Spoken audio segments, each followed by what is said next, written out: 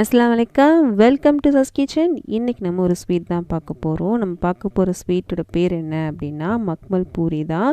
இது ஸ்வீட் ஷாப்பில் ரொம்ப ஃபேமஸாக இருக்கும். நீங்கள் வந்து தெலுங்கு சைட்லாம் போனீங்க அப்படின்னா அது ரொம்ப ஃபேமஸான ஒரு ஸ்வீட். ஆனால் வீட்டில் இருக்க பொருளை வச்சு சூப்பராக செஞ்சிடலாம். ஈஸியான ஒரு ஸ்வீட் தான். செம்ம டேஸ்ட்டாக இருக்கும். நீங்கள் ஃபீலிங்கை உங்களுக்கு ஏற்றாப்புல நீங்கள் மாற்றி கூட வச்சுக்கலாம். ரொம்ப சூப்பராக இருக்குங்க. எல்லாமே வீட்டில் இருக்க பொருளை செஞ்சு காமிச்சிருக்கேன். வாங்க எப்படி பிளான் பார்க்கலாம். இப்போது ஃபஸ்ட்டு மாவு பிசையணும். அதுக்காக ஒரு பெரிய பாத்திரம் எடுத்துக்கலாம். இதில் நான் இன்றைக்கி 1.5 கப் அளவுக்கு நான் இன்றைக்கி கோதுமை மாவு எடுத்திருக்கேன். கடையில் பார்த்திங்கன்னா மைதா மாவு யூஸ் பண்ணுவாங்க. நம்ம இன்றைக்கி கோதுமை மாவு தான் யூஸ் பண்ணுறோம். நீங்கள் வேணுமா மைதா மாவு கூட யூஸ் பண்ணிக்கலாம். இதோட 2 சிட்டிகை அளவுக்கு உப்பு, 2 சிட்டிகை அளவுக்கு ஆப்ப சோடா இல்லைனா பேக்கிங் பவுடர், ரெண்டில் ஏதாச்சும் ஒன்று எடுத்துக்கோங்க. 1 டேபிள் ஸ்பூன் அளவுக்கு நெய் எடுத்திருக்கேன். நல்லா திக்கான நெய் அப்படின்றத 1 டேபிள் ஸ்பூன் எடுத்திருக்கேன்.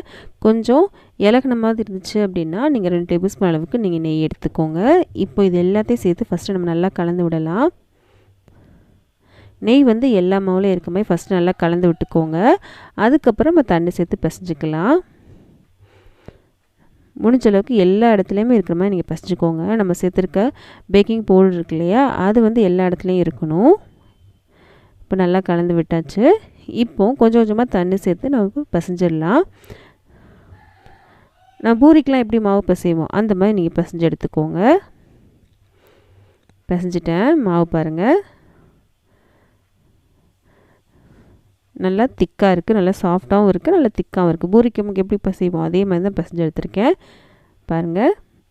இப்போது இந்த மாவை அப்படியே மூடி வச்சிடலாம். இது இருக்கட்டும், இது ஊறிட்டுருக்கட்டும். இப்போ நம்ம ஃபில்லிங்க்கு நம்ம வீட்டில் இருக்க பொருள் தான் நான் எடுத்திருக்கேன். அதுக்காக ஒரு மிக்சர் எடுத்துக்கலாம்.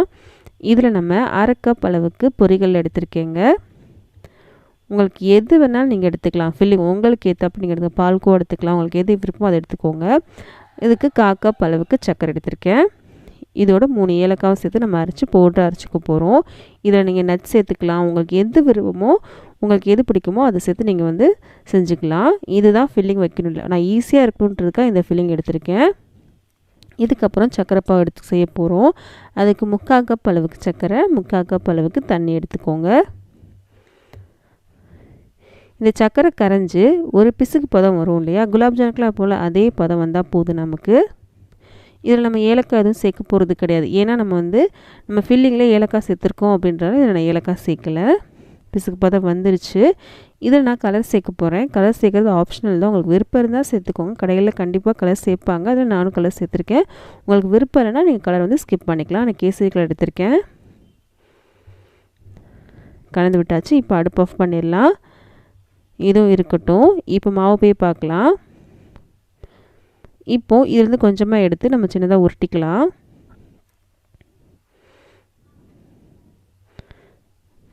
தேவையான சைஸ் எடுத்து நம்ம உருட்டிட்டு நம்ம வந்து திரட்ட போகிறோம். மாவு பாருங்கள் இந்த மாதிரி இருக்குது அப்படின்னு. இப்போ நம்ம திரட்ட ஆரம்பிச்சிடலாம். கொஞ்சமாக மாவு தெளிச்சுட்டு நம்ம வந்து விரிச்சிடலாம். மாவை வந்து ரொம்ப குண்டாக விரிக்காமல் கொஞ்சம் மெலிசாக விரிச்சுக்கோங்க. நம்ம வந்து சாஃப்டான பூரியை தான் நம்ம வந்து பொரிக்க போகிறோம். நல்லா கிறிஸ்பாலாம் பொரிக்க போகிறது கிடையாது.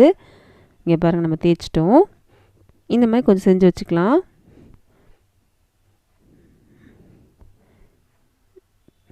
இது ரெடி ஆயிடுச்சு. இதே மாதிரி கொஞ்சம் செஞ்சு வச்சுட்டு நம்ம வந்து எண்ணெயில் பொரிக்க ஆரம்பிச்சிடலாம். இப்போ பார்த்திங்கன்னா கடையில் எண்ணெய் சூடு பண்ண வச்சிட்டேன். எண்ணெயும் சூடாகிடுச்சு. ரொம்ப மிதமான சூடாக வச்சுக்கோ, ரொம்பலாம் சூடாக்கலை. இப்போ எண்ணெய் சூடாக இருக்குல்ல, இதில் சேர்த்து நம்ம பொரிக்க ஆரம்பிச்சிடலாம். ரொம்ப கிறிஸ்பாக பொரிக்காமல் கொஞ்சம் சாஃப்டான பூரியாக இருக்கும் இல்லையா, அந்த டைமில் நம்ம எடுத்துடலாம். அப்போ தான் ஃபில்லிங் வைக்கும்போது உங்களுக்கு கரெக்டாக வரும்.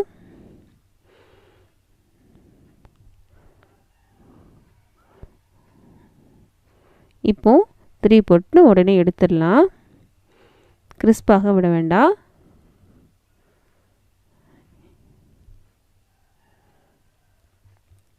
எடுத்துடலாம். இப்போது அவ்வளோதான், நமக்கு ரெடி ஆயிடுச்சு. இதே மாதிரி இன்னொன்று செஞ்சு காமிக்கிறேன்.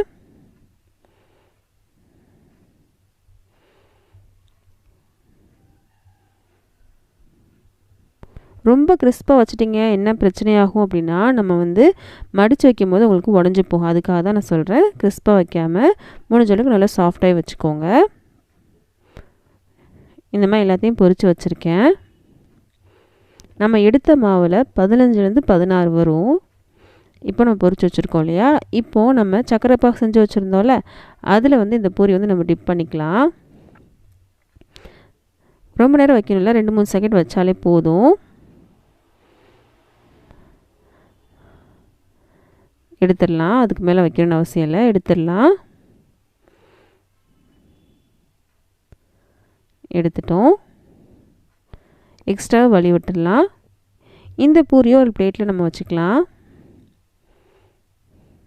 வச்சுருக்கோம். இப்போ லைட்டாக உடஞ்சி போச்சு அப்படின்னா அது வந்து உள்ளே வச்சுக்கோங்க. இப்போ நம்ம செஞ்சு வச்சுருந்தோம்ல ஃபில்லிங், அதை வந்து இதில் வச்சுக்கலாம். நான் பொரியல் வச்சுருக்கேன், இதுக்கு பதில் நீங்கள் வந்து பால்கோ வச்சுக்கலாம். இல்லைன்னா உங்களுக்கு ஏதாவது ஸ்வீட் பிடிக்குன்னா அந்த ஸ்வீட் வச்சுக்கலாம். உங்களுக்கு ஃபில்லிங் வந்து உங்கள் விருப்பம், உங்களுக்கு எது பிடிக்குமோ அதை நீங்கள் வச்சுக்கலாம். இப்போது இந்த பூரியை நம்ம மடிச்சிடலாம். மடிச்சிட்டோம். இது மேலே நம்ம வந்து நட்ஸ் வச்சுக்கலாம். கடைகள்லாம் வந்து நட்ஸ் போட்டு தேங்காய்லாம் போட்டு கொடுப்பாங்க.